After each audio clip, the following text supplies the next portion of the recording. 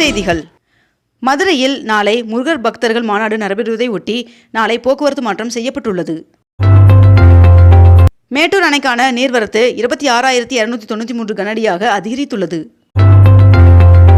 கரூரில் கட்டப்பட்டு வரும் புதிய பேருந்து நிலையத்தை விரைவில் முதலமைச்சர் மு க ஸ்டாலின் அவர்கள் திறந்து வைக்க உள்ளார் என்று முன்னாள் அமைச்சர் செந்தில் பாலாஜி அவர்கள் தெரிவித்துள்ளார்.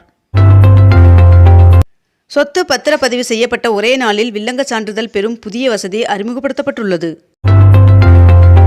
வருகின்ற 27ஆம் தேதி டெல்லியில் கூடுகிறது காவிரி மேலாண்மை ஆணையம்.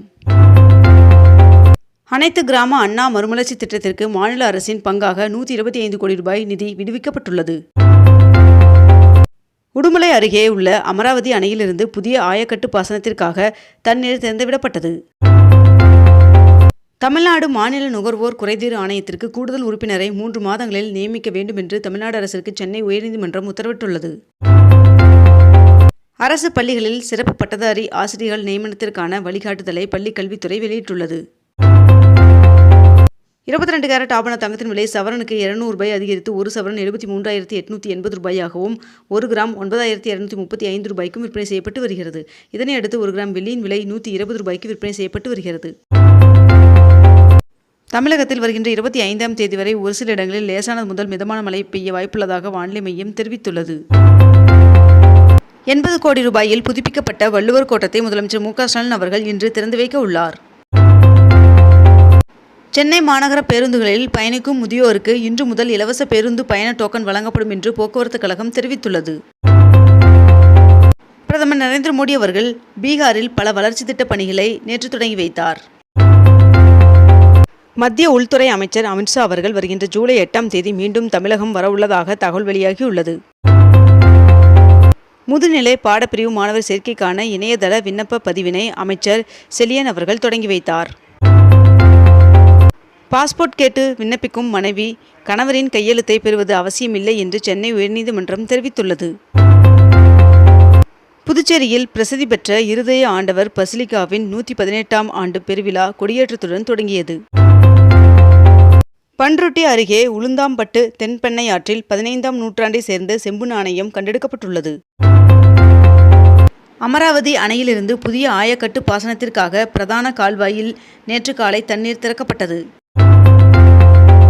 ரேஷன் கடைகளில் இனி ஒரு முறை கைவிரல் ரேகை பதிவு செய்தாலே பொருட்களை வழங்கும் வகையில் தமிழக அரசு நடவடிக்கை எடுத்துள்ளது. கராத்தே பயிற்சி மேற்கொள்ளும் சென்னை மாநகராட்சி பள்ளி மாணவிகளுக்கு கராத்தே சீருடையை மேயர் பிரியா அவர்கள் வழங்கினார்.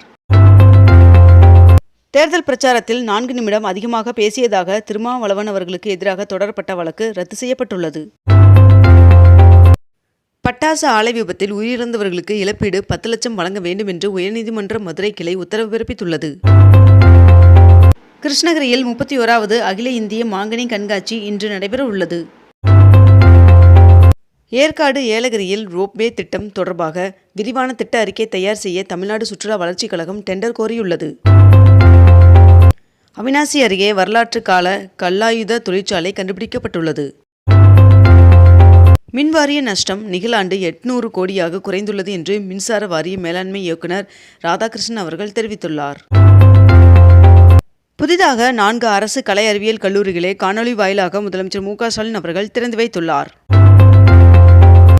கொடநாடு கொலை கொள்ளை வழக்கு ஜூன் 18ஆம் தேதிக்கு உதகை நீதிமன்றம் ஒத்திவைத்துள்ளது. திருவண்ணாமலை அருகே 800 ஆண்டுகள் பழமையான சோழர்கள் கால தூம்பு கல்வெட்டுகள் கண்டுபிடிக்கப்பட்டுள்ளது. சபரிமலையில் ரோப்கார் திட்டத்திற்கு வனவிலங்கு வாரியம் அனுமதி வழங்கியுள்ளது. ரயிலில் வெயிட்டிங் லிஸ்ட் எனப்படும் காத்திருப்பு டிக்கெட்டுகளின் எண்ணிக்கை 25% வரை மட்டுமே வழங்க தெற்கு ரயில்வே முடிவு செய்துள்ளது. குடியரசுத் தலைவர் திரௌபதி முர்மு அவர்களுக்கு முதலமைச்சர் மு க ஸ்டாலின் அவர்கள் பிறந்தநாள் வாழ்த்து தெரிவித்துள்ளார். குமரிக்கடலில் சுற்றுலா பயணிகள் குளிக்கவும் இறங்கவும் விதிக்கப்பட்டிருந்த தடை நீக்கப்பட்டது. ஒகேனக்கல் காவிரி ஆற்றில் நீர்வரத்து வினாடிக்கு 8000 கனஅடியிலிருந்து 9500 கனஅடியாக அதிகரித்துள்ளது. கோவை மாநகராட்சி வடக்கு மற்றும் கிழக்கு மண்டல பகுதிகளில் 1,42 லட்சம் ரூபாய் மதிப்பிலான சாலை சீரமைப்பு பணிகள் தொடங்கி வைக்கப்பட்டுள்ளது. திருவாரூர் நாகப்பட்டினம் மாவட்டங்களில் குறுவை சாகுபடிக்காக நீடாமங்கலம் அருகே உள்ள மூணாறு தலைப்பு அணை திறக்கப்பட்டுள்ளது. தமிழகத்தில் அரசு பள்ளிகளில் சிறப்பு பட்டதாரி ஆசிரியர்கள் நியமனத்திற்கான வழிகாட்டுதலை பள்ளிக் கல்வித்துறை வெளியிட்டுள்ளது. தமிழ்நாடு மாநில நுகர்வோர் குறைதீர் ஆணையத்திற்கு கூடுதல் உறுப்பினரை 3 மாதங்களில் நியமிக்க வேண்டும் என்று தமிழக அரசிற்கு சென்னை உயர்நீதிமன்றம் உத்தரவிட்டுள்ளது. சென்னை நந்தம்பாக்கம் வர்த்தக மையத்தில் 16வது சர்வதேச இயந்திர கருவிகள் கண்காட்சியை முதலமைச்சர் மு.க.ஸ்டாலின் அவர்கள் தொடங்கி வைத்தார். செங்கல்பட்டு மாவட்ட ஆட்சியர் அலுவலகத்தில் இன்று அரசு நடத்தும் தனியார் வேலைவாய்ப்பு முகாம் நடைபெற உள்ளது. புதுச்சேரியில் விரைவில் 6000 விவசாயிகளின் பம்பு செட்டுகளில் இலவச சோலார் பேனல் அமைத்து தரப்படும் என்று முதல்வர் ரங்கசாமி அவர்கள் தெரிவித்துள்ளார். சென்னை ராயப்பேட்டை அதிமுக தலைமை அலுவலகத்தில் ஜூன் 24, 25 அதிமுக மாவட்ட செயலாளர்கள் கூட்டம் நடைபெறும் என்று அறிவிக்கப்பட்டுள்ளது. விபத்திற்குள்ளான போயிங் 787 விமானம் நன்கு பராமரிக்கப்பட்டதே என்று ஏர் இந்தியா CEO தெரிவித்துள்ளார். வாக்காளர் பட்டியல் திருத்தம் செய்த பின் 15 நாட்களுக்குள் வாக்காளர் அடையாள அட்டையை பெறலாம் என்று தெரிவிக்கப்பட்டுள்ளது. திருநெல்வேலி நெல்லையப்பர் சுவாமி கோவிலுக்கு சொந்தமான நிலத்தில் வணிக வளாகம் கட்டும் நடவடிக்கையில் தற்போதைய நிலையே நீடிக்க வேண்டும் என்று சென்னை உயர்நீதிமன்றம் உத்தரவிட்டுள்ளது. தமிழ்நாடு நகர்ப்புற வாழ்விட மேம்பாட்டு வாரியத்தின் சார்பில் கட்டப்பட்டு வரும் ராஜாஜி தோட்டம் மற்றும் PRN கார்டன் திட்டப்பகுதிகளில் கட்டுமானப் பணிகளை ஆய்வு செய்தார் சேகர்பாபு அவர்கள். திருப்பூர் மாவட்டம் அமராவதி அணையிலிருந்து இன்று முதல் வருகின்ற 5ஆம் தேதி வரை 15 நாட்களுக்கு தண்ணீர் திறந்துவிட உத்தரவிடப்பட்டுள்ளது. சென்னை கிண்டி கத்திப்பாரா பகுதியில் மாதாவரம் சோழிங்கநல்லூர் இடையே வழித்தடத்தில் நடைபெற்று வரும் மெட்ரோ ரயில் கட்டுமானப் பணிகளை முதலமைச்சர் மு.க.ஸ்டாலின் அவர்கள் பார்வையிட்டார். தமிழகத்தில் 20 வணிக வரி துணை ஆணையர்கள் பணியிட மாற்றம் செய்து அரசு உத்தரவு பிறப்பித்துள்ளது. இஸ்ரேல் ஈரான் இடையே மோதல் தொடங்கியுள்ள நிலையில் ஈரான் நிபந்தனையற்று சரணடைய வேண்டும் என்று அமெரிக்க அதிபர் டொனால்ட் ட்ரம்ப் அவர்கள் வலியுறுத்தியுள்ளார். தெற்கு இஸ்ரேலின் மிகப்பெரிய மருத்துவமனை மீது ஈரான் தாக்குதல் நடத்தியுள்ளது.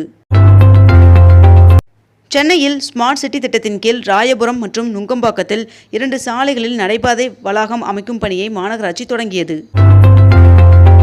சென்னை மெட்ரோ ரயில் 2ஆம் கட்ட திட்டப்பணிகளை முதலமைச்சர் மு.க.ஸ்டாலின் அவர்கள் ஆய்வு செய்தார்.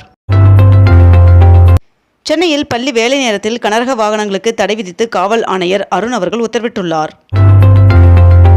நீதிமன்ற உத்தரவின்படி அகஸ்தியர் அருவியில் உள்ளூர் மக்கள் இன்று முதல் கட்டணமின்றி குளிக்க அனுமதி வழங்கப்பட்டுள்ளது. இந்தியாவில் உள்ள 16 லட்சம் பதிவு செய்யப்பட்ட பெண் தொழிலாளர்களில் 6 லட்சம் பேர் தமிழ்நாட்டில் உள்ளனர் என்று முதலமைச்சர் மு.க.ஸ்டாலின் அவர்கள் தெரிவித்துள்ளார். ஜூனியர் உலகக்கோப்பை ஹாக்கி இலச்சினை துணை முதல்வர் உதயநிதி ஸ்டாலின் அவர்கள் சென்னையில் வெளியிட்டார். இத்துடன் இன்றைய தலைப்புச் செய்திகள் நிறைவடைகின்றன. மேலும் இதுபோன்ற அண்மை தகவல்களை உடனுக்குடன் தெரிந்து கொள்ள அக்னிபூ சேனலை சப்ஸ்கிரைப் செய்து கொண்டு தொடர்ந்து இணைந்திருங்கள். நன்றி, வணக்கம்.